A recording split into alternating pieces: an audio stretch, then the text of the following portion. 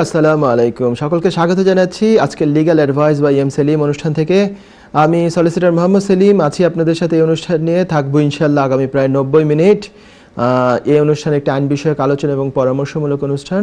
সাধারণত আমি একাই এই অনুষ্ঠান পরিচালনা করে থাকি। অনুষ্ঠানে প্রশ্ন নিয়ে থাকি, উত্তর দিয়ে থাকি, বিভিন্ন ধরনের আপডেটস দিয়ে থাকি। কখনো কখনো খুব ওকেশন অবশ্য আমি মাঝে মাঝে দু একজন ডিস্টিংগুইশড গেস্ট ইনভাইট করি আমার এই শোতে, এবং আমার অনুরোধে সাড়া দিয়ে মাঝে মাঝে কেউ বড় কোনো গেস্ট এখানে আসেন, যেটা আমাদের সকলের উপকারার্থে এটা আমি করি। তো আজকে আমি একজন গেস্টকে ইনভাইট করেছি।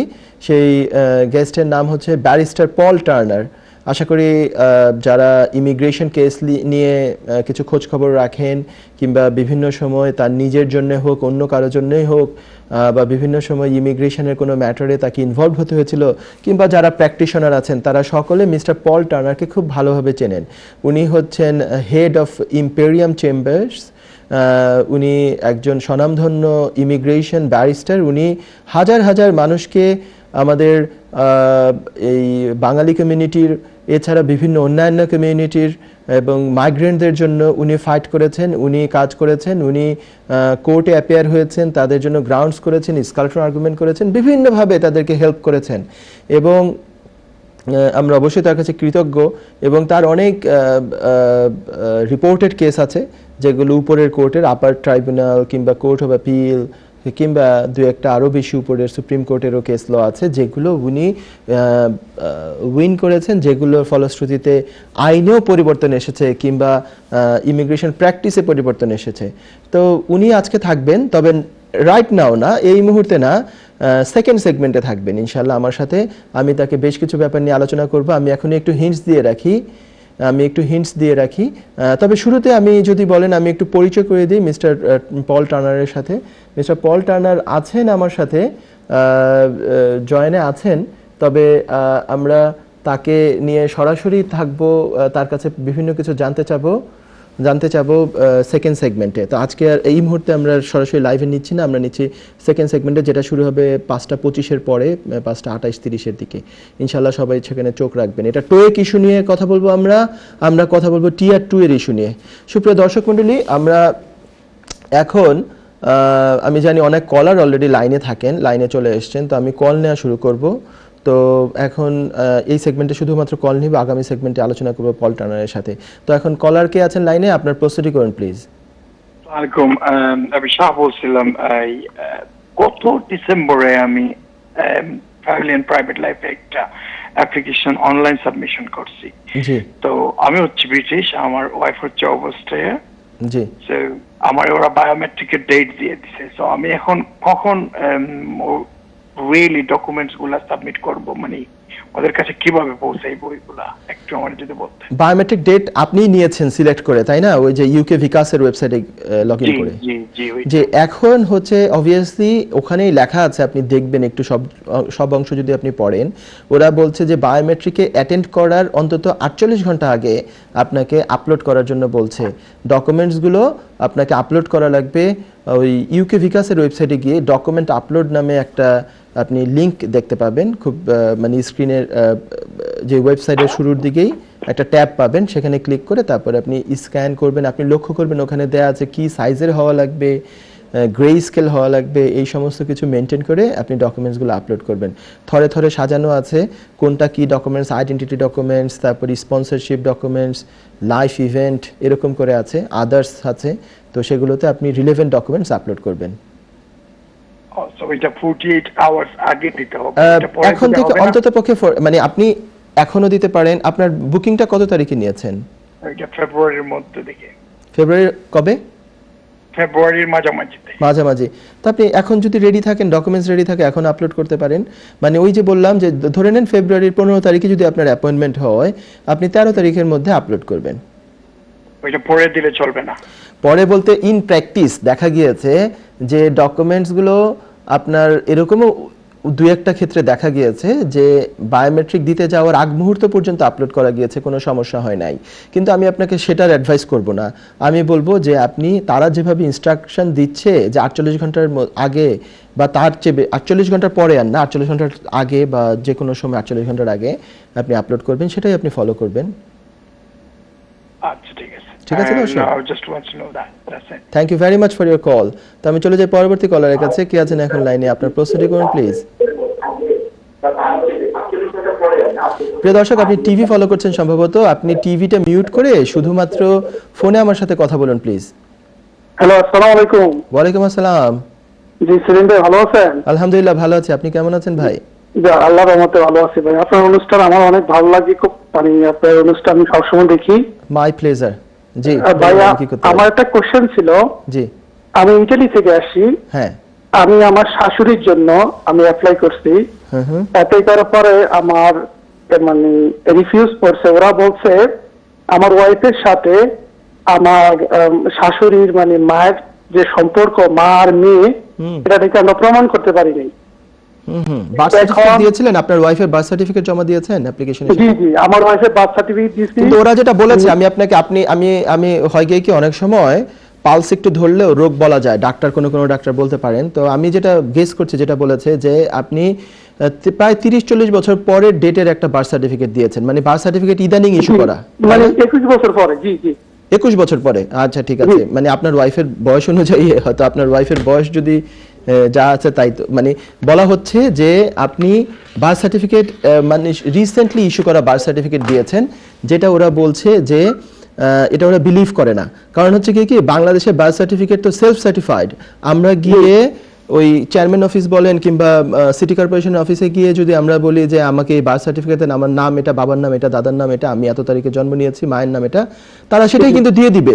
তারা কোনো ভেরিফাই করবে না, তারা ডাক্তার বা হসপিটালের সাথে কোনো ভেরিফাই করবে না। আমাদের দেশে মানে বার্থ সার্টিফিকেট হচ্ছে সেলফ সার্টিফাইড, আমি যা বলবো তাই লিখে দিবে। আচ্ছা ভাইয়া, এটা কি আমার ওয়াইফের বার্থ সার্টিফিকেটের কথা বলছে নাকি আমার শাশুড়ি বার্থ সার্টিফিকেটের কথা বলছে? আপনার ওয়াইফের কেন? আমার ওয়াইফের। আপনার শাশুড়ির বার্থ সার্টিফিকেট এখানে দরকার নাই। মানে আপনার ওয়াইফের সাথে আপনার শাশুড়ির সম্পর্কটা কি সেটা প্রমাণ করার জন্য। সম্পর্কটা হচ্ছে যে মা আর মেয়ে, মেয়ের বার্থ সার্টিফিকেটে মায়ের নাম থাকবে, সেটা দিয়ে প্রমাণ হবে যে এই এনারা হচ্ছে মা আর মেয়ে হচ্ছে তাদের মধ্যে সম্পর্ক। ঠিক আছে? তো বার্থ সার্টিফিকেটটা ইদানিং যদি ইস্যু থাকে তাহলে এটার অল্টারনেটিভ কি? অল্টারনেটিভ হচ্ছে আপনার তো আপিলের রাইট আছে, তাই না ভাইয়া? আমি অ্যাডভাইস করবো আপনি আপিল করে ফেলবেন, স্ট্রেট ওয়ে আপিল করে ফেলবেন। পাশাপাশি আপনি ডিএনএ টেস্ট করাবেন। ঠিক আছে? ডিএনএ টেস্ট, মা আর মেয়ের ডিএনএ টেস্ট করাবেন। সিম্পলি এখানে যে হোম অফিসের অ্যাপ্রুভড ডিএনএ টেস্ট ল্যাবরেটরি যেগুলো আছে সেগুলো থেকে আপনি ডিএনএ টেস্টটা করাবেন। ডিএনএর এই রিপোর্টটা ওরা অবভিয়াসলি কখনোই ডিনাই করতে পারবেন। ওখানে বলে দিয়েছে, দেখবেন আপনি বার্থ সার্টিফিকেট অথবা অল্টারনেটিভ কোনো এভিডেন্স দেন নাই প্রুফ করার জন্য রিলেশনশিপ। ঠিক আছে? আচ্ছা ভাই, এখন যদি আমি রিঅ্যাপ্লাই করি, আমার ওয়াইফ এবং আমার শাশুড়ির কোনো পিকচার যদি থাকে, আমরা শো করি, এবং বার্থ সার্টিফিকেট কেন তোলা হলো লেট করে, যদি কোনো নোট লিখি আমি বাংলাদেশ থেকে, এখন এর কি অ্যাকসেপ্ট করবে? না, এটাও খুব একটা স্ট্রং কিছু হলো না। কেন স্ট্রং কিছু হলো না? ছবি কারোর সাথে থাকা মানেই তারা মা মেয়ে না। ছবি আপনি বিভিন্ন জনের সাথে বিভিন্ন জন ছবি তুলতে পারে, এই একটা। আমি কিন্তু আপনার পক্ষের লোক, কিন্তু ওরা কি বলতে পারে আমি সেটা বলছি। ঠিক আছে? আমি আপনাকে মানে ডিসকারেজ করছি না, কিংবা আমি আপনাকে মানে হতাশ করছি না, কিন্তু ল্যাকিংস কি কি আসতে পারে সেটা আপনাকে আমি বলছি, যাতে আপনি সেইভাবে প্রিপেয়ার্ড হয়ে কাজ করতে পারেন। তারপরে হচ্ছে যে লেটার চেয়ারম্যানের অফিস থেকে হোক বা সিটি কর্পোরেশন থেকে ওরা বলে দিবে যে তারা রিকোয়ারমেন্ট না, বার্থ সার্টিফিকেট জন্মের সময় নেয়া, বাংলাদেশে আগে এটা রিকোয়ারমেন্ট ছিল না, তাই বার্থ সার্টিফিকেট তারা দেরিতে নিয়েছে। এগেইন তারা বলবে এটাও তো সেলফ সার্টিফাইড। এই একই অথরিটি যারা আগে বার্থ সার্টিফিকেট ইস্যু করেছে, যেটা তারা বিলিভ করে নাই, ওই একই অথরিটি থেকে যদি আরেকটা লেটার দেওয়া হয়, এটাও বিলিভ করার কোনো কারণ নাই। সবচেয়ে স্ট্রং হবে আপনার 1 মাস সময় যাবে, আপনি ডিএনএ টেস্ট করায় ফেলেন। আপনার 4 মাস বাংলাদেশে মানে কোথা থেকে করাতে হবে? বাংলাদেশে না, এই দেশের আপনি হোম অফিসের গভর্নমেন্টের ওয়েবসাইটে যাবেন, এই দেশের গভর্নমেন্টের ওয়েবসাইটে আপনি শুধু টাইপ করবেন home office approve DNA test laboratory. এটা যখন দিবেন আপনি দেখবেন লিস্ট পাবেন 10-12টা কোম্পানির। তো আপনি এর মধ্যে যেটাতে ইচ্ছা ওটাতে করাতে পারেন। এটা এখানের কোম্পানি সব। এখানে ফোন করবেন, এখানে ডিএনএর কিটটা, একটা কিট বাংলাদেশে চলে যাবে, একটা আপনার ওয়াইফের জন্য। তো ওয়াইফেরটা এখান থেকে এখানেই দিবে, আর বাংলাদেশে তাদের নির্ধারিত ডক্টর আছে বা প্লেস আছে, সেখানে গিয়ে তার আপনার শাশুড়িকে দিতে হবে। ঠিক আছে? এটা বেটার না? এটা বেটার মানে এটা বেস্ট। এটা আপনাকে কি কিছু আর বলার সুযোগ আছে যে তোমরাই যে ল্যাবরেটরিটা আমাকে বলেছো ডিএনএ টেস্ট করে দেওয়ার, মানে তোমরা অ্যাপ্রুভ করো, আমি সেখান থেকেই করেছি, এবং তারা বলছে আমরা মা মেয়ে রিপোর্টে আসবে 99.999999% তারা মা মেয়ে। ঠিক আছে?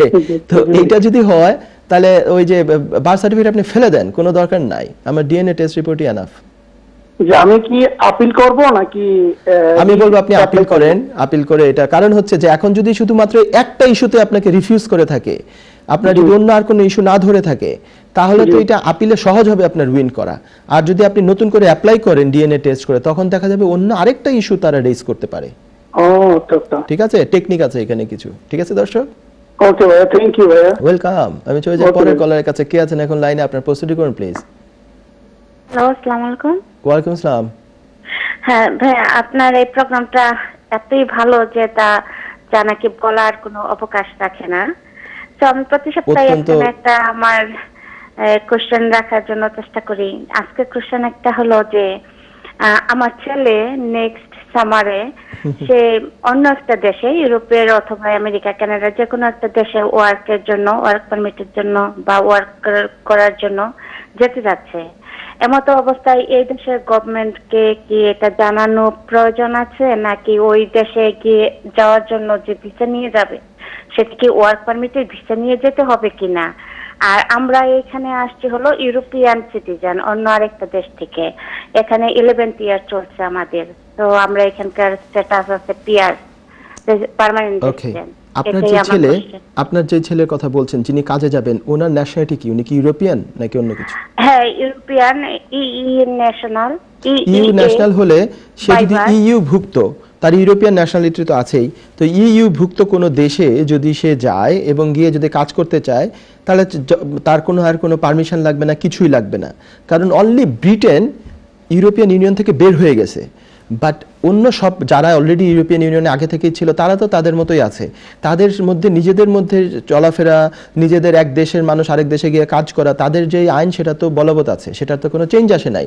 সো আপনার ছেলে ইউরোপিয়ান পাসপোর্টধারী যদি হয়, ফর এক্সাম্পল ইটালির পাসপোর্টধারী যদি হয়, সে যদি জার্মানি গিয়ে কাজ করতে চায়, কোনো রকম পারমিশন কোনো কিছু লাগবে না। জাস্ট সিম্পলি ওই দেশের, আমাদের এখানে যেরকম এনআই কার্ড করতে হয়, ওই দেশের যেটা আছে সেটা করতে হবে, বা সেটা দিয়ে ট্যাক্স দিতে হবে, প্রপারলি কাজ করতে হবে, ব্যাংক থাকতে, অ্যাকাউন্ট থাকতে হবে, দ্যাটস ইট। তো ভাই একটা কথা হলো যে এখানে আমরা তো পিআর পেয়েছি, তো এখানে কি 6 মাসের বেশি নাকি অন্য জায়গায় গিয়ে থাকার একটা প্রবলেম হয়? আমি এটার উত্তরটা দিয়ে দিচ্ছি। কারণ হচ্ছে যে অ্যাট দ্য সেম টাইম সে তো এই দেশেও থাকতে চায়, ইউরোপের সিটিজেন, কিন্তু অ্যাট দ্য সেম টাইম সে এই দেশে permanent residence card holder, permanent residency holder, যেটা হচ্ছে সেটেলমেন্ট স্কিমের আওতায় যেটা তাকে দেওয়া হয়েছে, তাই না? এটা সে পার্মানেন্ট রেসিডেন্স কবে পেয়েছে দর্শক? গত বছর। তা সবচেয়ে ভালো হয় না, সবচেয়ে ভালো কি এটা হয় না যে সে যদি এখন সুযোগ থাকে, তার যদি সম্ভব হয়, ব্রিটিশ সিটিজেনশিপ নিয়ে নেক। ব্রিটিশ সিটিজেনশিপ যদি সে নিয়ে নেয়, তার ইউরোপিয়ানটাও থাকলো, ব্রিটিশটাও থাকলো, বেস্ট অফ বোথ। মানে সে ইউরোপের জন্য খুব মানে ফ্রি ম্যান, আবার ব্রিটেনেও সে ফ্রি ম্যান। আদারওয়াইজ যে সে যদি ব্রিটিশ সিটিজেনশিপ না নেয় এখন, তাহলে হচ্ছে যে যেটা তার বয়স তো 18-এর উপরে নিশ্চয়ই, তাই না? যেহেতু সে কাজে যাবে, আমি এই জন্যই বলছি যে সে নিজে একা একাই ব্রিটিশ সিটিজেন, প্যারেন্টসরা করুক না করুক, প্যারেন্টসদের যাই ন্যাশনালিটি থাকুক না কেন, he can make the application on his own, মানে তার ওন রাইটে করতে পারবে। ঠিক আছে, তো সেটা যদি করে নিয়ে নেয়, তাহলে ব্রিটিশ সিটিজেন একটা পার্সন যদি 10 বছরের ব্রিটেনের বাইরে থাকে, 20 বছরের ব্রিটেনের বাইরে থাকে, তার সিটিজেনশিপ তো চলে যাচ্ছে না একটা না, সে সারা জীবন বাইরে থেকে বুড়া বয়সে যদি কেউ আসে এখানে, তাহলেও তার ব্রিটিশ সিটিজেনশিপ আছে। সে মানে পাসপোর্ট, মানে জাস্ট আপনার ভ্যালিড একটা পাসপোর্ট নিতে হবে, তার ব্রিটিশ পাসপোর্ট, তো সেটা হলো অসুবিধা নেই। আর যদি আমি আপনাকে পুরো উত্তরটা দিয়ে দিই, সেটেলমেন্ট স্কিমের যে জিনিসটা তার কাছে আছে, আইএলআর আছে, এটা দিয়ে সে মনে করে যে না আমি ব্রিটিশটা নেব না, এইটা আছে এটাই থাকুক, তাহলে হচ্ছে যে তাকে একটা না 2 বছরের বেশি যদি ইউকের বাইরে থাকে, তাহলে আইএলআরটা তার নষ্ট হয়ে যাবে, চলে যাবে। ঠিক আছে, তারপরে ব্রিটিশ সিটিজেনশিপ। তারপর আমি যদি একটু জানতে চাই, আপনাদের কোনো যদি বলতে অসুবিধা না থাকে, আপনি কি আমাকে বলবেন আপনার ছেলের সিটিজেনশিপটা কোন কান্ট্রির? জি অবশ্যই, নরওয়েজিয়ান। এখন নরওয়ের আমি খুব ভালোভাবে জানি যে ডুয়েল সিটিজেনশিপ অ্যাকসেপ্টেড, মানে নরওয়ের মানুষ চাইলে আরো একাধিক সিটিজেন হতে পারেন। ঠিক আছে, যেমন একটা দুইটা কান্ট্রি করা হয়েছে, এটা কয়েক মানে গত বছর থেকে এই বছরের মধ্যে কার্যকর হয়েছে এটা। জি, যেমন স্পেনের মানুষ, তারা অন্য দেশের সিটিজেনশিপ নিতে গেলে স্পেনিশ সিটিজেনশিপটা তার চলে যাবে, এই হচ্ছে আইন। এটা ছাড়া আর তেমন কোনো কান্ট্রির এই ধরনের নাই ইউরোপিয়ান ইউনিয়নের মধ্যে। তো সে তো চাইলে ডুয়েল সিটিজেনশিপ রাখতে পারে, অথবা সে পার্মানেন্ট রেসিডেন্স রাখলে তাকে আসা যাওয়ার মধ্যে থাকতে হবে। ঠিক আছে, ইউকেতে। ওকে, ওকে থ্যাংক দর্শক, you so much. Thank you very much for your call. তো আমি চলে যাই পরবর্তী কলারের কাছে। কে আছেন এখন লাইনে? আপনার প্রশ্নটি করুন প্লিজ। দর্শক, টিভি ফলো করছেন? আপনি শুধু ফোন ফলো করেন, টিভিটা মিউট করে দেন প্লিজ। হ্যাঁ দর্শক, আপনি কিন্তু লাইনে চলে আসছেন, লাইনে কানেক্টেড হয়ে গিয়েছেন। আপনি টিভিটা মিউট করে শুধু ফোনে আমার সাথে কথা বলুন please. Hello hello. Hello hello, আসসালামু আলাইকুম। ওয়ালাইকুম আসসালাম। আচ্ছা ভাই, আমার একটা প্রশ্ন আছে। জি। আমার ভাইয়ের স্টুডেন্ট ভিসা লাগি জমা দিছিলা, তাই আজকে রিফিউজ করছে তারা হইয়া কি তাই ওনাইয়া মাস্টার্স হইয়া কি তারা অনার্স হইয়া মাস্টার্স করতে আসলা, তারা রিফিউজ করছে। তাই কি একটা কোয়েশ্চন করছিল, তারা আনসার দিছিল না। তাই ওয়াইফে তাই অনার্স করা কি উনি মাস্টার্স লাগিয়া এটা ওয়াইফে করতে পারবানি উনি? এখানে দুই তিনটা জিনিস আমি একটু জানতে চাই। তাকে তো ইন্টারভিউ নিয়েছিল, ইন্টারভিউতে কোনো একটা কোয়েশ্চেনের আনসার তাদের স্যাটিসফ্যাক্টরি হয় নাই, এটার বেসিসে আপনি বলছেন যে রিফিউজ করেছে, তাই না? এখানে আবার তার ওয়াইফের কথা কি বললেন? ওয়াইফ কি করছে? ওয়াইফ অনেক কি তাই ইংলিশে অনার্স করা আছে একটা প্রাইভেট ইউনিভার্সিটিতে কি উনি চাইরা তাই ওয়াইফের কাগজ জমা দিতা কি কিলা করা লাগবে, আইএলস নাই, এমনি খালি অনার্স করা মাস্টার্স লাগে। এটা আমি যতটুকু জানি কোন কোন ইউনিভার্সিটি যদি বাংলাদেশের কোন ইউনিভার্সিটি থেকে এরকম লেটার নেয় যে তারকে ইংলিশ মিডিয়ামে তাকে ইনস্ট্রাকশন দেওয়া হয়েছে, কোর্স করানো হয়েছে ইংলিশ মিডিয়ামে, তাহলে কোন কোন ইউনিভার্সিটি এখানে ভর্তি দেয়।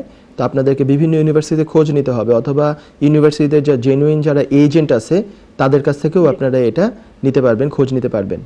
ঠিক আছে, খোঁজ নিয়ে যেটাতে দেয় সেটা যদি ভর্তি মানে ভালো লাগে সেটা। কিন্তু যদি আইএলটিএস না থাকে, সবসময় একটা প্রশ্ন থেকে যায়, হতে পারে যে তারা আবার তাকেও ইন্টারভিউ করতে পারে, কারণ আইএলটিএস দিয়ে একটা স্টুডেন্ট বা একটা মানুষের ইংলিশের লেভেলটা জানা যায় স্পেসিফিক্যালি। ঠিক আছে, কিন্তু যদি আইএলটিএস দেয়া না থাকে, শুধুমাত্র ওই একটা লেটার থাকে যে ইংলিশ মিডিয়ামে পড়েছে, তার মানে কিন্তু তার অ্যাকচুয়াল লেভেল অফ ইংলিশটা তারা জানতে পারছে না। তার জন্য তারা হতে পারে ইন্টারভিউ নিতেও পারে, তার ক্ষেত্রে ইন্টারভিউ নেওয়ার মানে সম্ভাবনাটা বেড়ে যায়। এর লাগে আইএলটিএস করলে ভালো হইব না? অবভিয়াসলি আইএলটিএস করলে বেটার হবে। আইএলটিএস ছাড়া যে আইএলটিএস ছাড়া ভিসা হওয়া সম্ভব না সেটাও আমি বলছি না, কিন্তু আইএলটিএস হলে ভিসা হওয়ার সম্ভাবনাও বেড়ে যায়, এবং যদি আইএলটিএস এ ভালো স্কোর থাকে হতে পারে ইন্টারভিউ তারা নাও নিতে পারে। ঠিক আছে দর্শক, কারণ একটা জিনিস তারা বুঝে গেল যে এই স্টুডেন্টের ইংলিশের লেভেল হচ্ছে এই, এবং লেভেলটা যদি অন্তত B2 হয় তাহলে তো তারা বুঝে যাবে যে তার লেভেল স্যাটিসফ্যাক্টরি, তাই না? জি জি। আচ্ছা ভাই, ওটা কি আমি কইলাম আরেকটা জিনিস আমি বলবো, তার হাজবেন্ডের মানে যিনি এখন ভিসা রিফিউজ হয়েছেন, তার রিফিউজাল লেটার নিয়ে আপনি চাইলে একটা ভালো লয়ার দেখাতে পারেন, কিংবা আপনাদের মানে ইউনিভার্সিটিকেও তারা দেখাতে পারে যে এইটাকে চ্যালেঞ্জ করা যায় কিনা কোনোভাবে, এটাকে কি অ্যাডমিন রিভিউ করা যায় কিনা, অথবা এটা কি কোনো জুডিশিয়াল রিভিউ করতে পারে কিনা অ্যাডমিন রিভিউর পরে। মানে এটা যদি আপনি যেটা বলছেন যে একটা প্রশ্নের উত্তর হতে পারে একটা আপনি বলছেন, কিন্তু লেটারের মধ্যে দেখতে হবে অ্যাকচুয়ালি তারা কি কি ইস্যুগুলো ধরেছে, সেই ইস্যুগুলোর ডিফেন্স আছে কিনা আপনার কাছে, সেই ইস্যুগুলো আপনি ডিল করার মতো এনাফ রিসোর্স আপনার কাছে আছে কিনা, এটা সম্পর্কে এটা অ্যাড্রেস করতে পারবেন কিনা। যদি পারেন তাহলে এটা কেন আপনি হাল ছেড়ে দিবেন? ঠিক আছে, ইউ শুড চেক বোথ। আরেকটা প্রশ্ন ভাই আমার, অস্ট্রেলিয়া গা কি অনেকবেলা দুদিন তাই ওয়াইফে করোইন হল্লা কি, তো যদি ভিসা দেওয়ার পরে ধরো 2-3 মাস বাদে তো ওয়াইফটা হোক আর হাজবেন্ডটা হোক আনা যায় নাই নি, উনি ফাইন্ডে যিনি রিফিউজ করছে এখানে লাগিয়ে বউ একজন অ্যাপ্লাই করেন আনা যাইব নি?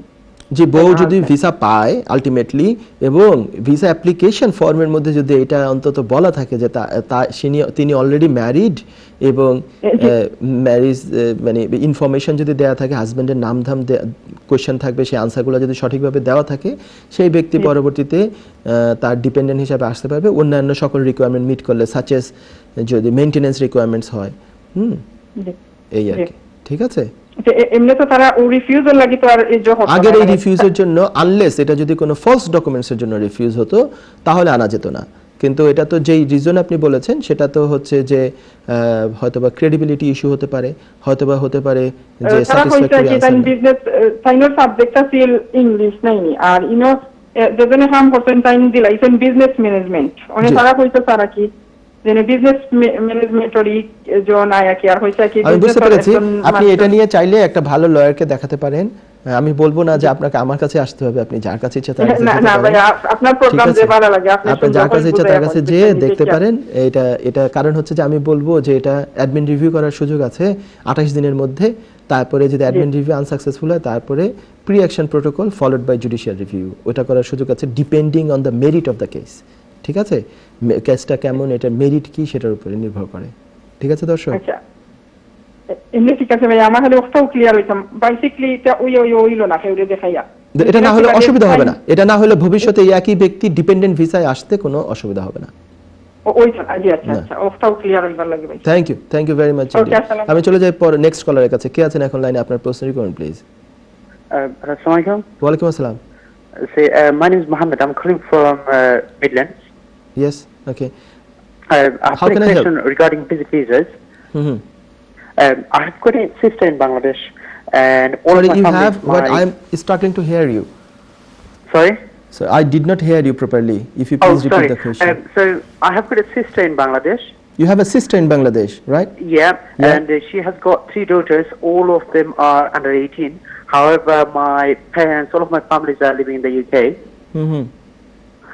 Just wanted to know, like, what's the best way of to bring her here as a visitor.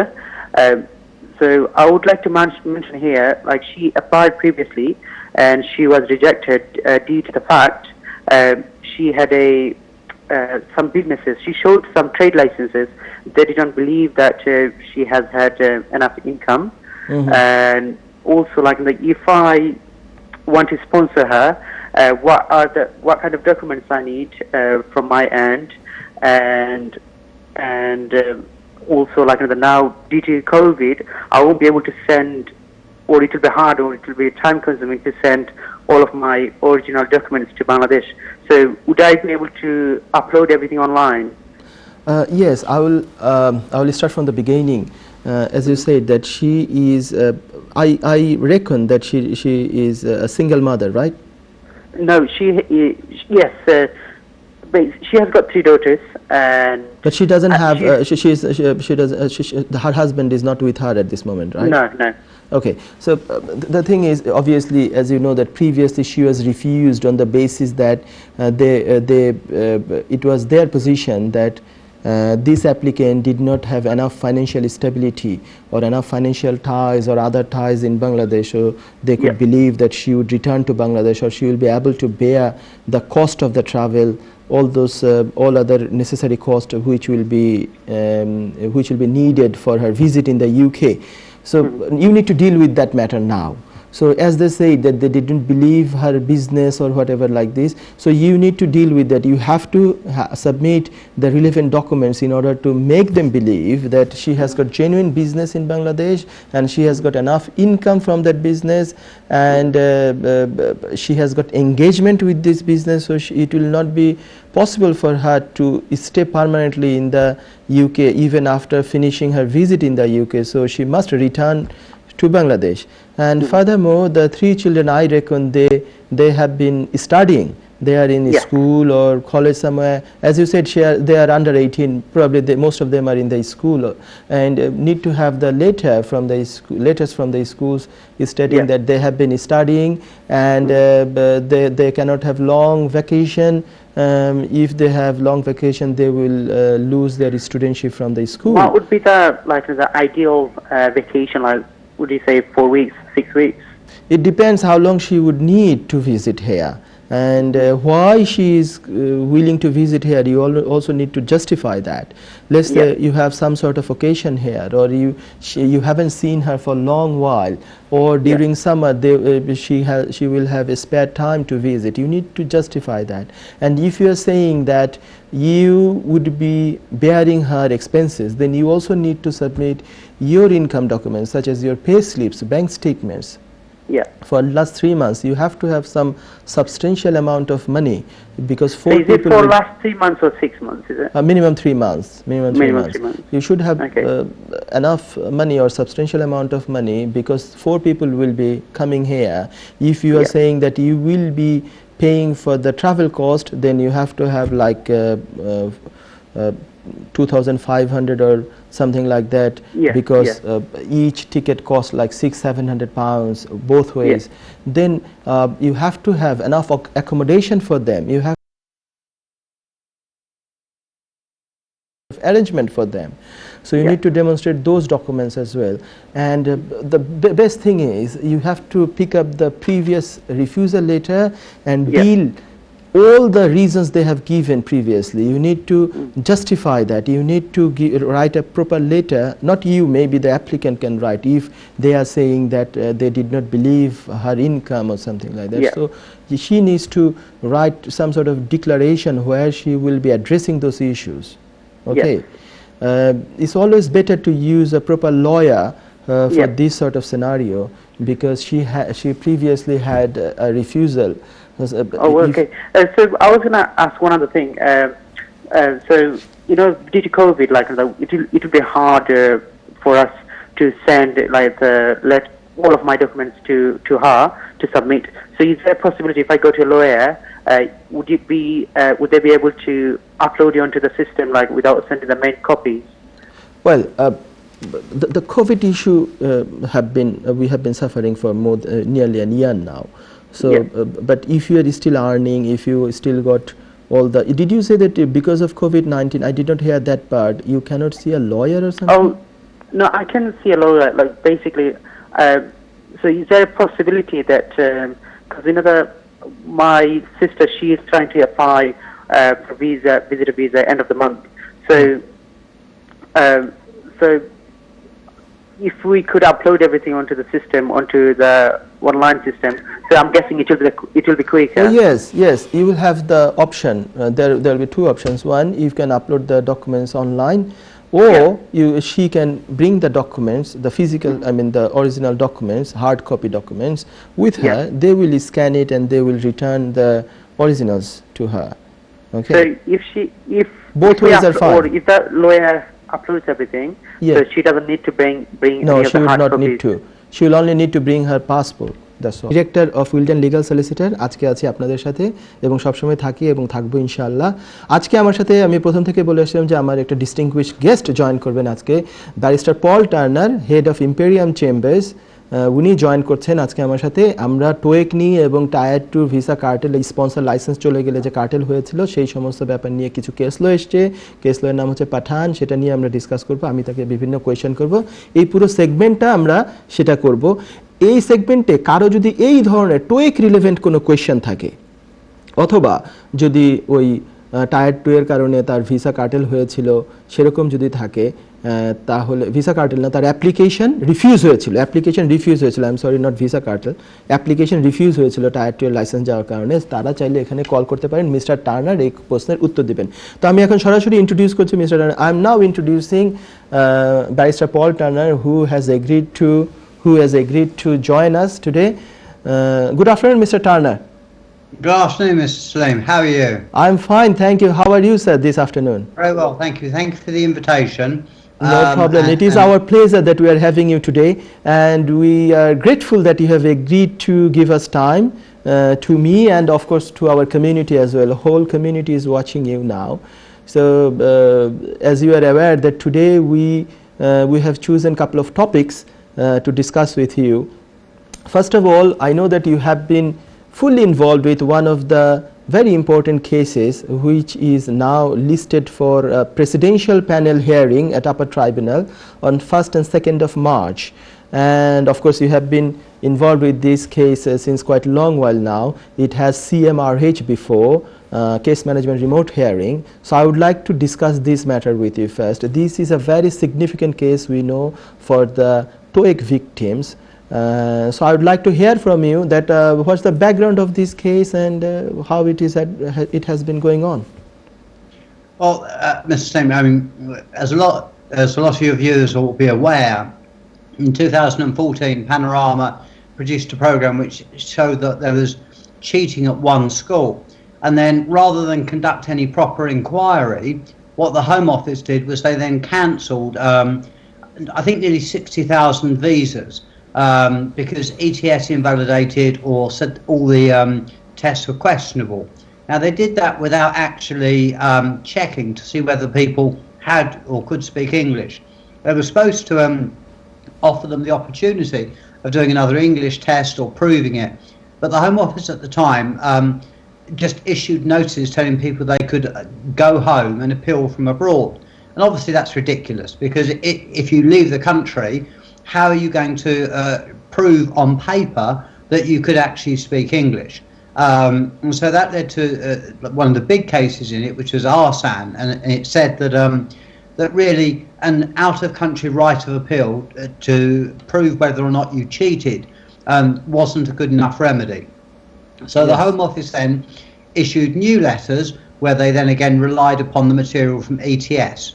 And what's suspicious about it, from my point of view, is that the Home Office said that ETS is the biggest English language tester in the world, based in New York, but the company that they actually did the deal with was based in Holland, and so it was they shielded themselves from any liability, which I'll come to. So ETS cancelled all the tests, and the Home Office then tried to throw everybody out of the country. A lot of people said, well, hold on a minute, ETS, their evidence, the way they collected it or gathered it, it's not very good, and it needs to be subject to scrutiny. And so the first case that really came up was with SM Kadir. Yeah. Now, there were two. Now, in that case, whoever alleges fraud has got to prove fraud. Now, normally that's very easy. The Home Office will say this bank statement is fraudulent, and the individual will either get evidence to show that it's not, or will have to accept the consequences. In SM and Kadir, the court were not impressed with the evidence from ETS. They were really very not impressed with it at all. And there were experts that gave evidence. The hearing took 3 days. Yeah. And then what the tribunal did was they said, well, there's just enough evidence from ETS to show that cheating might have taken place, but it then goes over to the individual to prove that they didn't cheat, which is unusual, because it's usually the Home Office has to prove everything. And then there were a number of other cases, and probably I would say the most important was MA. Yeah. And in that, they accepted that there was no chain of evidence or chain of custody between the actual test that was taken and ETS. So there was no way of connecting the person to the test result that was then sent back to the Home Office. And in that case, the court found pretty much heavily against ETS. But where the case fell apart was it was a combined hearing. So whilst they criticised ETS heavily, they then went on to find that the individual in MA couldn't give a good explanation, couldn't explain themselves, and therefore the Home Office won. And that was in 2017, and there were a few other cases again where the tribunal criticised ETS, but then unfortunately the individuals, and it's understandable because they were being cross-examined by experienced Home Office counsel, not Home Office presenting officers, but counsel, QCs, and so it was an unfair fight in some cases, because I've been practicing for 22 years now, and I can cross-examine people quite well, and it obviously in a big case with a courtroom full of people, the individuals didn't do as well as they could have done. So everything kind of stayed, and each case progressed one at a time, and it depended upon how good the representative was, how good the advocate was, how tough the judge was. But then this groundswell of anger came up. And it led to the Stephen Timms MP, who's done an excellent job, forming an all-party parliamentary group made up of Conservative MPs, Labour MPs, and they had a session of hearings where they heard evidence from, and this is the most important part, 3 of the experts who'd given evidence in SM, Kadir and the other cases. Mm-hmm. They heard evidence from individuals who'd been wrongly accused of cheating, and I know at least one of them who just speaks asking one English. very little question. Did they have any, could they interview anyone from ETS, the all-party parliamentary group? Anyone arrived before them or not? Do you have any information? No, this is, Mr. Salim, this is the most interesting part of it, is because they wanted to have a fair hearing, the all-party parliamentary group wrote to ETS and they wrote to the Home Office, and both of them declined to come along and give evidence. Right. So the experts gave evidence, individuals gave evidence, lawyers gave evidence, and the Home Office and ETS decided that they weren't going to take part. When they concluded the report, they found that ETS was, as one of the experts said, a shambles, that there was no chain of custody, that it was very unfair, that the Home Office had breached their own policies on giving people another chance to do a test, and that essentially 50 or 57,000 people hadn't had a fair crack of the whip. And that was over a year and a half ago, nearly 2 years ago, the report came out. Yes. And that shifted everything. And then following that, the National Audit Office gave a report. So that means the APPA, the All-Party Parliamentary Group, they found that ETS is some sort of, ETS is the main villain in the whole scenario. Yeah. Not not directly to the applicant. I mean, in first place, the ETS is the main villain, the examining body. Yeah, you're 100% right. In all cases, Mr. Salim, there's a villain. It's either the individual or the Home Office, or in this case, it was the all-party parliamentary group found that ETS was the villain. And they uncovered some interesting evidence, which was that the Home Office were considering prosecuting ETS for criminal conduct, and then they settled out of court, having spent £21 million of taxpayers' money investigating it. ETS Holland, because it was essentially a shell company set up for the purposes of just selling licenses, paid the Home Office 1.6 million in an out-of-court settlement.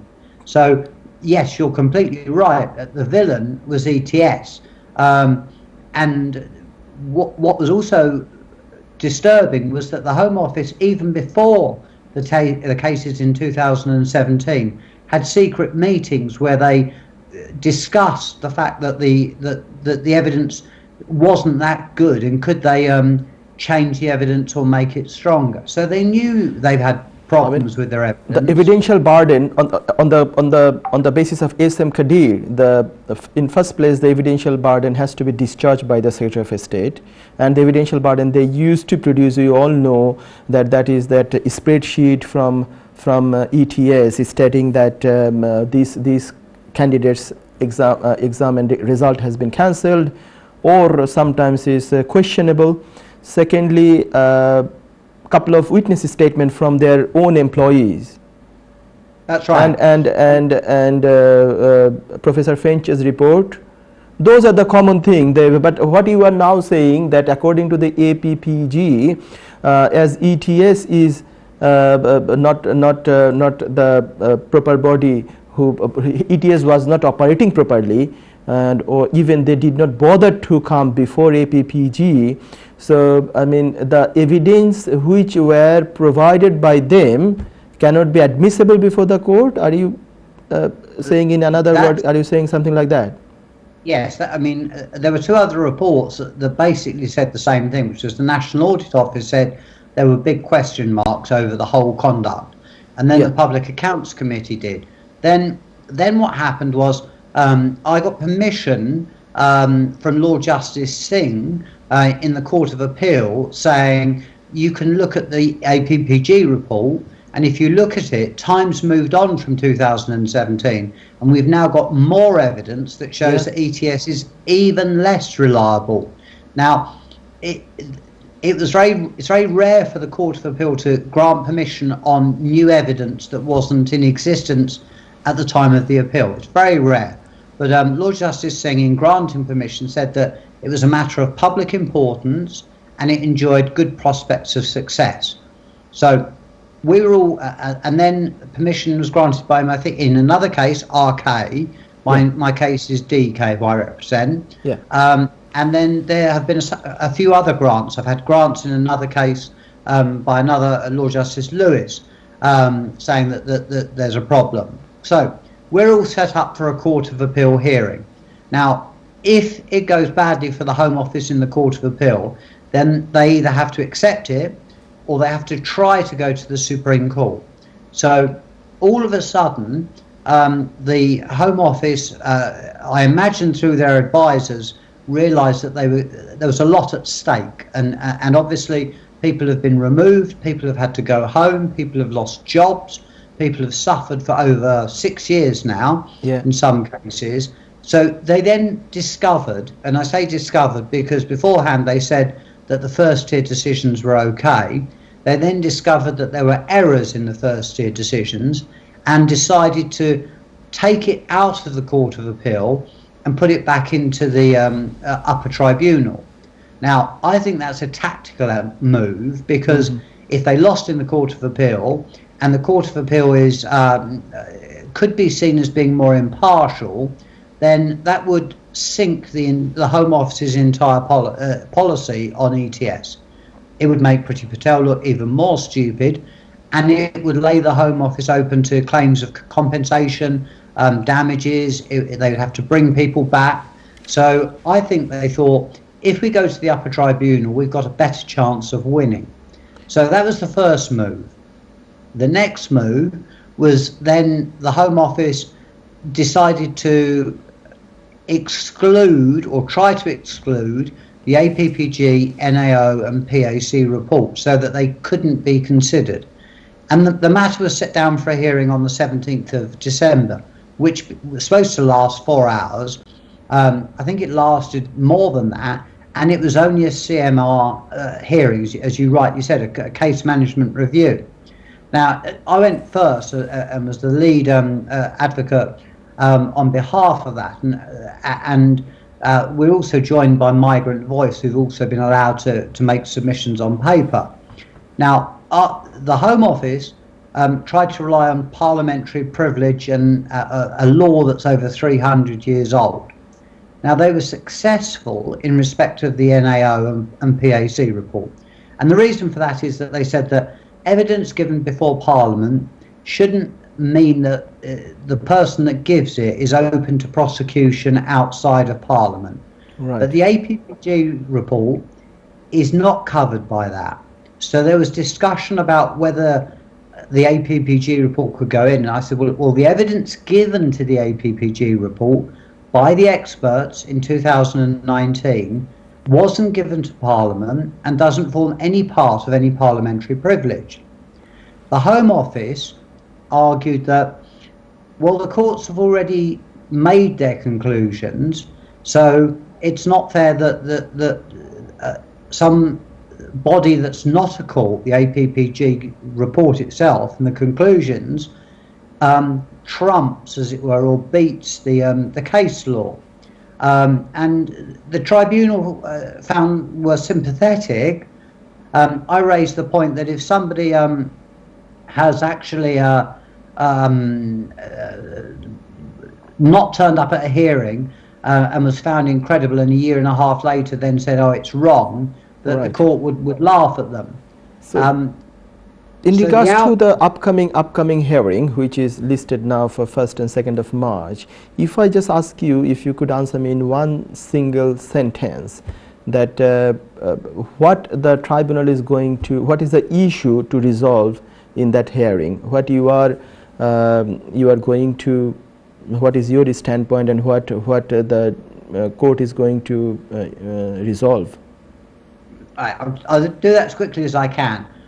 The good news is that the court are going to only consider whether the Home Office can still justify SM Kadir, whether they can still justify their initial proving that there was some evidence of dishonesty.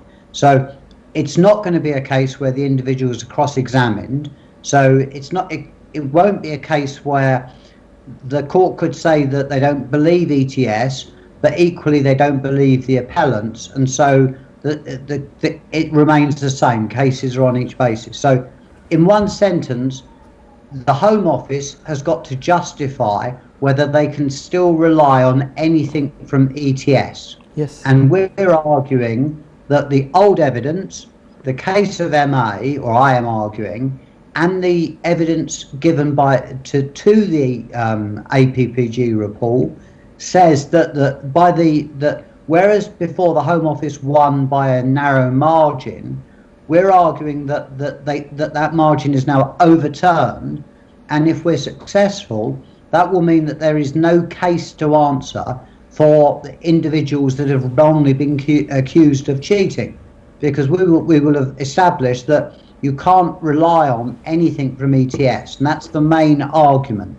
And if we win on that, then the Home Office haven't got any other evidence to show that the person's cheated. And so that's going to be where myself, the other barrister representing RK, and where the written submissions of the of Migrant Voice are going to come in. And the good thing is, as I've mentioned, is that the hearing is limited to that one single question, which is whether or not the Home Office have established even the prima facie case of cheating. Thank you very much, Mr. Turner, for this information. And we are now about to go to a break, but I'm requesting my technical team to extend the time for about 5 minutes, so we can finish with Mr. Turner properly. We got another topic to discuss, but very briefly, that is about Pathan. What is it all about? If you could give us some very brief idea within a minute or two, please. Pathan is the equivalent of Patel. In Patel, it was held that if you were a Tier 4 student and your school lost its licence, you would be given permission to stay. In Pathan, which involved Tier 2 workers, the law has always been that if the Tier 2 sponsor loses its licence, the person loses and they don't have a chance to find a new sponsor. And what the Supreme Court found in Pathan was that was procedurally unfair, because you might be working for somebody for 4 years and 11 months, and you might not know that your sponsor is being investigated, and then you might get a curtailment letter 1 month before you qualify for ILR, and that's it, you're finished. And or you might submit a genuine certificate of sponsorship, and then without you knowing, the Home Office then cancel it, but they don't tell you that they're planning to cancel it. And so it was found, Pathan was a case where the court found that it was procedurally unfair not to let people know that there was an issue with their sponsor. So that basically they were denied the opportunity of finding a new sponsor or switching into a new route. So it really opens the door for people that have been refused in the past without any notice, and it also opens the door to a lot of people in that situation, because obviously some employers might have shared the information and people might have found a new employer, but in Pathan's case he had no knowledge of the investigation and no knowledge that the Home Office were going to take the licence away until he got the refusal letter. And obviously, it being the PBS, he didn't have a right of appeal. And so therefore, he was stuck. It was 5 judges in the Supreme Court. They found that it was procedurally unfair. What's unusual is 2 said that people should be given another period of leave so that they could find another sponsor, and another 2 judges found that it was the Home Office behaviour was illegal, but they didn't say that people should be given an additional period of time, and the last judge kind of went along with them but didn't come out as heavily. So you ended up where you've got 2 judges that say people should be given leave, and the Home Office have acted procedurally unfairly, and then you have another 2 that agreed that there was procedural unfairness, but didn't say that people should be given extra period of leave. So basically, it squashes the Home Office decision. Now, that means that if the decision is squashed, then really the application would then become outstanding and somebody could swap into a different category or could find a new tier 2 sponsor.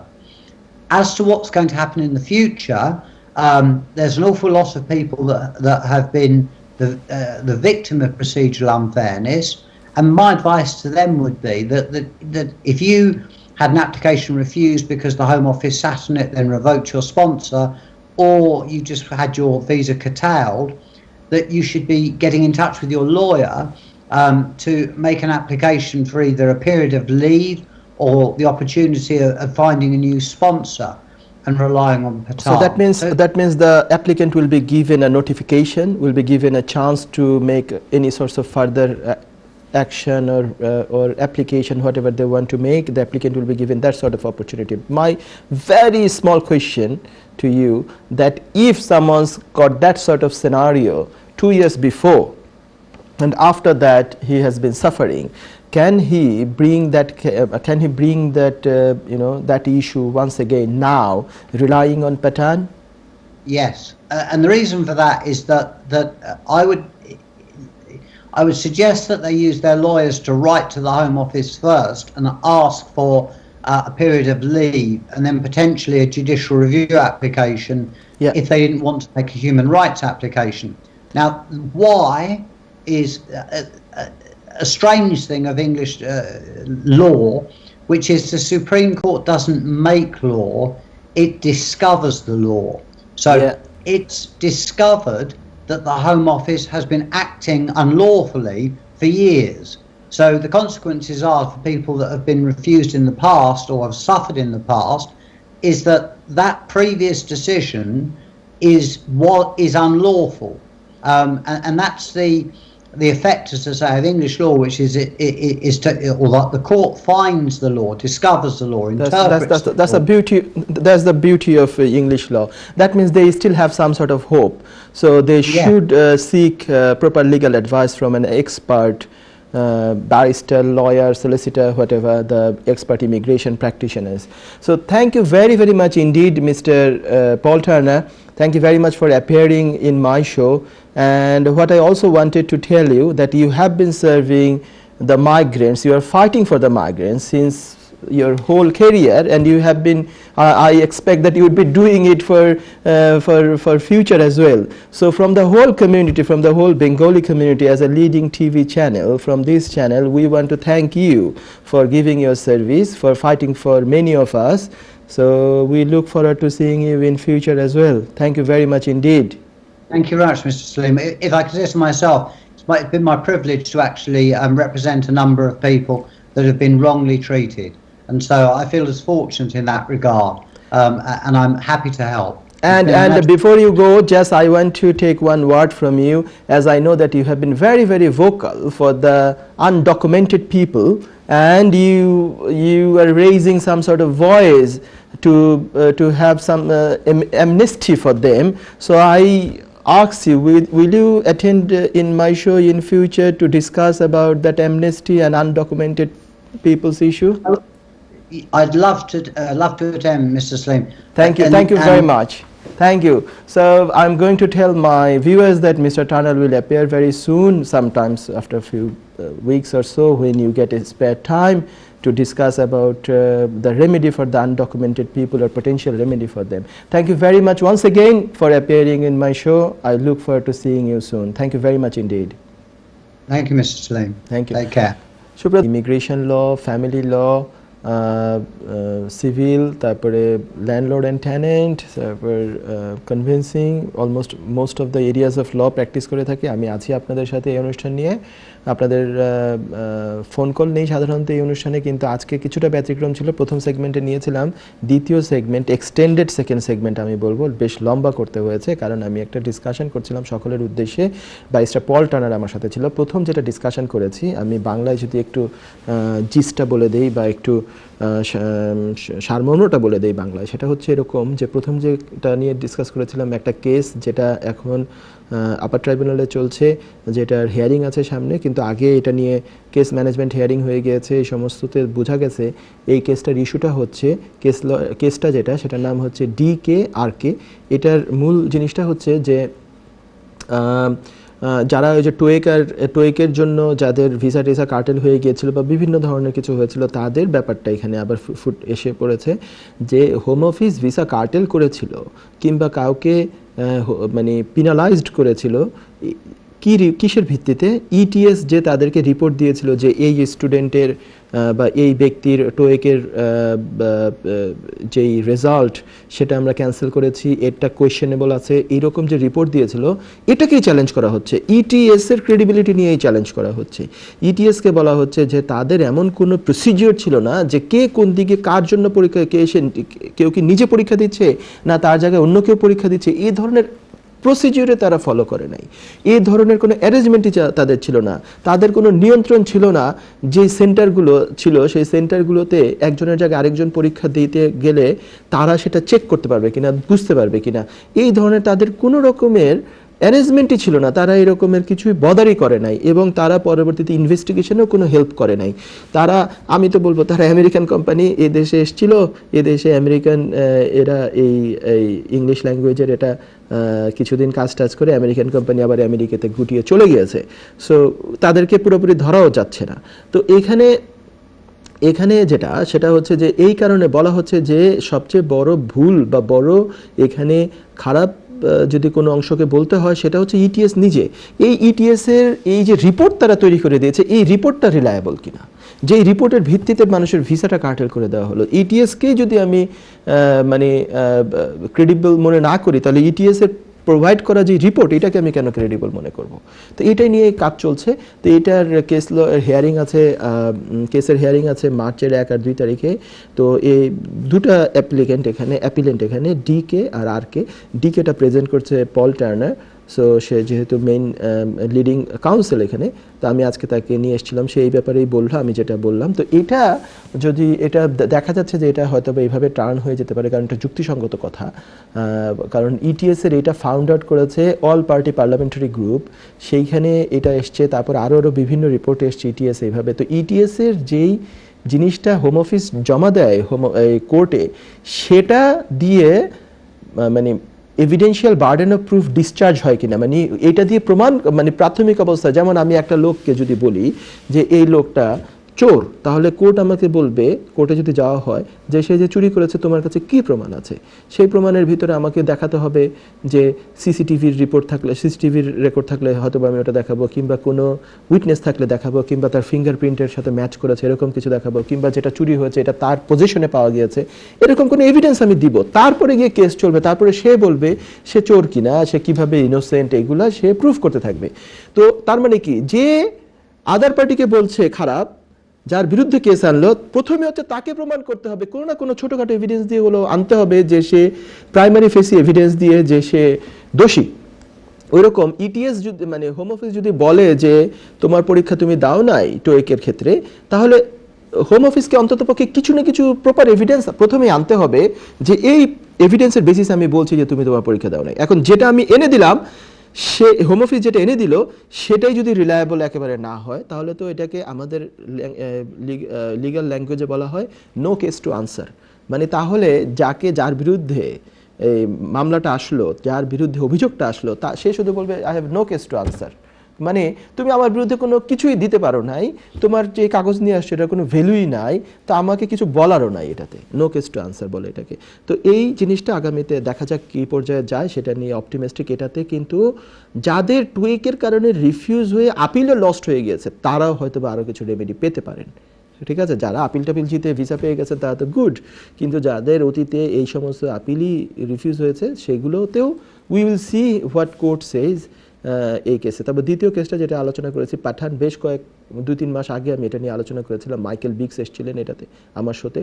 তো সেখানে পাঠান হচ্ছে যে যাদের Tier 2 licence চলে যাওয়ার কারণে তাদের যদি ভিসা অ্যাপ্লিকেশন পেন্ডিং থাকা অবস্থায় Tier 2 এর লাইসেন্স এমপ্লয়ারে চলে যায় তাহলে যে তাদের রিফিউজ হয়েছে তাদেরকে বলা হচ্ছে যে এই কেস লয়ের মাধ্যমে যে এটা ঠিক হয় নাই, তাদেরকে একবার জানানো উচিত ছিল, নোটিফিকেশন দেওয়া উচিত ছিল যে তোমার এমপ্লয়ারের কিন্তু লাইসেন্স চলে গেছে, আমি তোমাকে রিফিউজ করব, তোমাকে এই কয়টা দিন সময় দিলাম, তুমি কি করবা করো।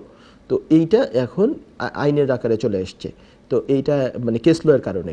সো এইটা অতীতে যারা এটা নিয়ে ভিকটিম হয়েছে চাইলে কিন্তু তারা এখন আবার ওগুলোকে মানে file can be reopened, the case can be reopened. মানে এটা যদিও এটা টেকনিক্যাল ইস্যু, এটা আপনারা আপনাদের লিগ্যাল অ্যাডভাইস নেবেন, যার যার সিনারিওতে এটা ডিফারেন্ট হতে পারে। তো সুপ্রিয় দর্শক মণ্ডলী, এই ছিল তার সাথে আমার আজকের আলোচনার সারমর্ম। তো আমি অনেক কলার আজকে নেই নাই, অনেক সারা সেগমেন্ট জুড়ে কল নেই নাই। তো এখন যদি কোনো কলার থাকে তো আমি নেই, প্রোগ্রাম শেষ হওয়ার আগ পর্যন্ত যে কজন কলার আমি নিতে পারি। দুঃখিত আজকের কলার কম নেওয়ার কারণে। কে আছেন এখন লাইনে? আপনার প্রশ্ন করুন প্লিজ। হ্যালো হ্যালো, আসসালামু আলাইকুম। হ্যালো, দর্শক একটু জোরে বলবেন। হ্যালো হ্যালো, আসসালামু আলাইকুম। ওয়ালাইকুম আসসালাম। আচ্ছা ভাইয়া, আমার একটা কোশ্চেন ছিল। আমি স্পাউস ভিসার জন্য অ্যাপ্লিকেশন করছিলাম, তারপর আমাকে আপিলে দিছিল, আমি আপিলটা উইন করি এবং আপিলের রেজাল্টটা পাই জানুয়ারি 6 তারিখে। হ্যাঁ, এখন আমাকে নেক্সট স্টেপ কি? জানুয়ারিতে আপনি তো এই দেশে আছেন, আপনাকে এই দেশেই আপনার অ্যাপ্লিকেশন যদি আপনি মানে সরি আপিল যদি আপনি উইন করে থাকেন, মানে আপিল যদি অ্যালাউড হয়, তাহলে ওরা আপনাকে ভিসা ইস্যু করবে। হ্যাঁ, আমার হাজবেন্ড বাংলাদেশে।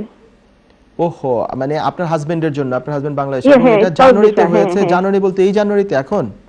জি জি, জানুয়ারি 6 তারিখে আমার রেজাল্টটা আসে, আমি উইন করি। জানুয়ারি 6 তারিখে হলে তাহলে এটা too early to say anything. কারণ হচ্ছে যখন এটা ওভারসিজ অ্যাপ্লিকেশন থাকে তাদের হাতে 28 দিনের সময় থাকে, তারা চাইলে আবার উপরের কোর্টে অ্যাপ্লিকেশন করতে পারে। মানে নিচের কোর্টের বিরুদ্ধে ফার্স্ট টায়ার ট্রাইব্যুনালে জিতেছেন, এখন আপার ট্রাইব্যুনালে তারা যাওয়ার জন্য ফার্স্ট টায়ার ট্রাইব্যুনালে পারমিশন চেয়ে অ্যাপ্লাই করতে পারে। তো এটা হাইলি আনলাইকলি এন্ট্রি ক্লিয়ারেন্স অ্যাপ্লিকেশনের ক্ষেত্রে সাধারণত খুব একটা আমরা দেখি না যে তারা এটা করে। এটা আপনি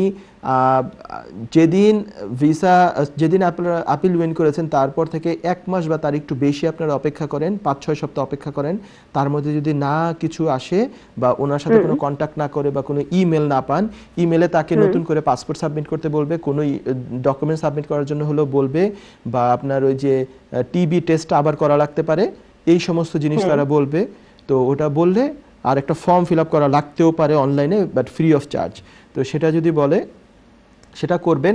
আর যদি এই 5-6 সপ্তাহের মধ্যে কোনো রকমের রিপ্লাই না পান তাহলে আপনারা ওই ইমেল করবেন। হোম অফিসের একটা ইমেল অ্যাড্রেস আছে, এবং এমনকি home office presenting officers unit, যেটা আপিলের সাথে যারা জড়িত ছিল তাদেরকেও ইমেল করতে পারেন। ঠিক আছে, যদি 6 সপ্তাহের মধ্যে কোনো অ্যাকশনে ওরা না যায়। ঠিক আছে। আচ্ছা, আর এনএইচএস এর ফিস এটা কি আগের এইটা দিতে হবে না নতুন এইটা? না, ওটা কি ওরা আপনাদেরকে ফেরত দিয়েছে নাকি? হ্যাঁ হ্যাঁ, আগেরটা আমাকে রিটার্ন দিয়ে দিয়েছিল। রিটার্ন দিয়ে দিলে তারা আবার চাবে, যখন চাবে একটা লিংক পাঠাবে, সেই লিংকে এটা কোন অ্যামাউন্টটা দিব? এটা কি নতুন যেটা কোর্স অ্যামাউন্ট যেটা এটা না? আপনার অ্যাপ্লিকেশনের ডেট কিন্তু সেই ডেটটাই। আপনাদের ক্ষেত্রে কিন্তু আগের যে ফি, যেটা ইয়ারলি 400 পাউন্ড, সেটা হবে। যদি এর ব্যতিক্রম হয় আপনারা কিন্তু লিখবেন যে আমার মূল অ্যাপ্লিকেশন ওই ডেটের যে ইমিগ্রেশন হেলথ সার্চার্জের যে ছিল অ্যামাউন্ট ছিল, আমাকে তোমাদের সেটাই চার্জ করতে হবে। ঠিক আছে, তারা সেটা চার্জ করতে বাধ্য, এর চেয়ে বেশি চার্জ করতে পারবে না তারা। ধন্যবাদ আপনার প্রশ্নের জন্য। আমি চলে যাই পরবর্তী কলারের কাছে। কে আছেন এখন লাইনে? আপনার প্রশ্ন করুন প্লিজ। হ্যালো হ্যালো হ্যালো, আসসালামু আলাইকুম। ওয়ালাইকুম আসসালাম। হ্যাঁ, আচ্ছা, আমার একটা প্রশ্ন ছিল ভাইয়া। একটা প্রশ্ন হচ্ছে দুইটা পার্ট, কিন্তু বেশি বড় না আর কি। আমি আমার ওয়াইফের জন্য অ্যাপ্লাই করেছিলাম গত অক্টোবরে আইএলআর এর জন্য। হ্যাঁ, আপনি আপনার ওয়াইফের জন্য আইএলআর এর জন্য অ্যাপ্লাই করবেন? অ্যাপ্লাই করেছিলাম গত অক্টোবরে। হ্যাঁ, তো এখনো তো প্রায় 3-3.5 মাসের উপর হয়ে গেল, মানে এখন পর্যন্ত কোনো রিপ্লাই পাচ্ছে না। এটা হচ্ছে একটা দিক, এই প্রথম পার্ট। আর দ্বিতীয় পার্ট হচ্ছে কোভিড এর কারণে, মানে আমার ওয়াইফ জব করেন, আমিও জব করি। তো কোভিড এর কারণে আমার ওয়াইফের জবটা মানে যে কোনো সময় চলে যেতে পারে। তো যদি ওই কেসে যদি তারটা চলে যায় তাহলে কি অ্যাপ্লিকেশনে কোনো এফেক্ট আসবে না? মানে এটাতে কোনো সমস্যা হবে না? যদিও আমাদের ইনকাম এই বছরের অলরেডি 18,600 ক্রস করেছে। জি, ধন্যবাদ আপনার প্রশ্নের জন্য। প্রথম পার্টের ব্যাপারে আমার আরেকটু কোশ্চেন আছে। ফিঙ্গারপ্রিন্ট উনি কবে দিয়েছেন? ফিঙ্গারপ্রিন্টটা দিয়েছি নভেম্বরের 11 তারিখে। আচ্ছা, সেই সময় থেকে কাউন্টিংটা শুরু হয় ইউজুয়ালি। আর এমনিতেও এখন কমপক্ষে 3 মাস 4 মাস, কোনো ক্ষেত্রে নিয়ারলি 5 মাসও লাগছে। ঠিক আছে? তো আপনি আরো এখনো রিজনেবল টাইমের ভিতরে আছেন। আমরা এন্ড অফ জানুয়ারিতে আছি, যদি অক্টোবর থেকে ধরি তাহলে 3 মাসের মতো হয়েছে, আর নভেম্বর থেকে ধরলে তো 2 মাস বা এরকম হয়েছে। সো আমি অক্টোবরে 15 তারিখে করেছি, তো 3.5 মাসের মতো হয়ে গেছে অলরেডি। জি, we are still within the usual time frame, ঠিক আছে? বর্তমানে যে টাইমটা স্ট্যান্ডার্ড টাইম চলছে, এবং মাঝখানে ক্রিসমাস ছিল, মাঝখানে এখন তো কোভিড এর কারণে তারা সবাই বাসা থেকে কাজ করছে, ওয়ার্কিং ফ্রম হোম, যত কেস ওয়ার্কাররা আছে। So sometimes it's taking little longer than usual, ঠিক আছে? তো আপনি এখনো আমি মনে করি যে মানে আমাদেরকে কিছু করার নাই ওয়েট করা ছাড়া। আপনি যদি 6 মাসের বেশি হয়ে যায়, অক্টোবর থেকেই 6 মাসের চেয়ে বেশি হয়ে যায়, তখন আপনি চেস করতে পারেন। তাদেরকে আমি বলবো যে কয়েকটা ইমেল অ্যাড্রেস আছে এখন, সেগুলোতে ইমেল করা যেতে পারে। চিঠি লেখাটা এখন খুব একটা ইম্পর্টেন্ট মানে আমরা করি না, কারণ হচ্ছে সবাই যেহেতু ঘর থেকে কাজ করছে, ইমেলটা হচ্ছে কুইকলি এফেক্টিভ হয়। তো এই গেল আপনার প্রথম পার্টের জন্য। আর দ্বিতীয় পার্টের জন্য আপনি বলেছেন কোভিডের কারণে আপনার ওয়াইফের এখন যদি জব চলে যায়, অ্যাপ্লিকেশন পেন্ডিং থাকা অবস্থায়, তাহলে কোনো রকমের সমস্যা হবে কিনা, অ্যাপ্লিকেশনে কোনো খারাপ এফেক্ট পড়বে কিনা? আমার আনসার হচ্ছে নো। দুটো কারণে। এক নাম্বার হচ্ছে বলা হচ্ছে যে অ্যাপ্লিকেশনের আগের ইনকাম 6 মাসের দেখাতে, আর দ্বিতীয়ত হচ্ছে আরেকটা যেটা অন টপ অফ দ্য, যেটার উপর আমি বেশি রিলায়েন্স দিব, সেটা হচ্ছে গিয়ে কি যে বলা হয়েছে, গাইডেন্স এসছে যে কোভিডের কারণে যদি কারো ইনকাম কমে যায় বা ইনকামের কোনো এফেক্ট হয়, ইনকাম এমনকি তার ইনকাম জিরোও হয়ে যায় বা জব চলে যায় বা কিছু হয়ে যায়, ইনকামে মানে যে রিকোয়ারমেন্ট সেটা যদি তার মিট না হয় বিকজ অফ কোভিড-19, তাহলে তাকে খারাপ কোনো এফেক্ট করবে না, তার অ্যাপ্লিকেশনে কোনো এফেক্ট করবে না। যদি তার আগের ইনকাম ঠিক থাকে তাহলে সেটা কনসিডারেশনে নেওয়া হবে। তার মানে আপনার ওয়াইফের এখন, এমনকি আপনারও যদি খোদা না খাস্তা যদি দুইজনেরই কাজ চলে যায়, আমি চাই না যাক, কিন্তু খোদা না খাস্তা যদি যায়, তাহলেও আপনার ওয়াইফের অ্যাপ্লিকেশনে বাই ল বলছি আমি, কারণ এটা গাইডেন্স হিসাবে তারা পাবলিশ করে দিয়েছে, বাই ল তার অ্যাপ্লিকেশনে কোনো রকমের এফেক্ট হবে না। আশা করি আপনি প্রশ্নের উত্তরটা পেয়েছেন। দুটাই মনে হয় আপনার সন্তোষজনক উত্তর। তো আমি আর কল নিতে পারছি না, আন্তরিকভাবে দুঃখিত, অনুষ্ঠান এখনই শেষ করতে হচ্ছে। আমি খুব বেশি আন্তরিকভাবে দুঃখিত যে আজকে খুব কম কল নিতে হয়েছে। আমি পল টার্নারের সাথে, এটাও অনেক সিগনিফিক্যান্ট ছিল, ইম্পর্টেন্ট ছিল, যারা এটাতে এফেক্টেড তাদের জন্য এটা অত্যন্ত ইম্পর্টেন্ট ছিল। একজন বিজ্ঞ ব্যারিস্টারের আমি মতামত নিলাম, তার সাথে আলোচনা করলাম। আগামী অনুষ্ঠানে আমি আরেকটু ডিটেলস আলোচনা করব এটা নিয়ে। তো আজকের মতো শেষ করছি, সবাই ভালো থাকবেন, সুস্থ থাকবেন। আগামী অনুষ্ঠানে দেখার আমন্ত্রণ জানিয়ে এখানেই শেষ করছি। ধন্যবাদ, আসসালামু আলাইকুম।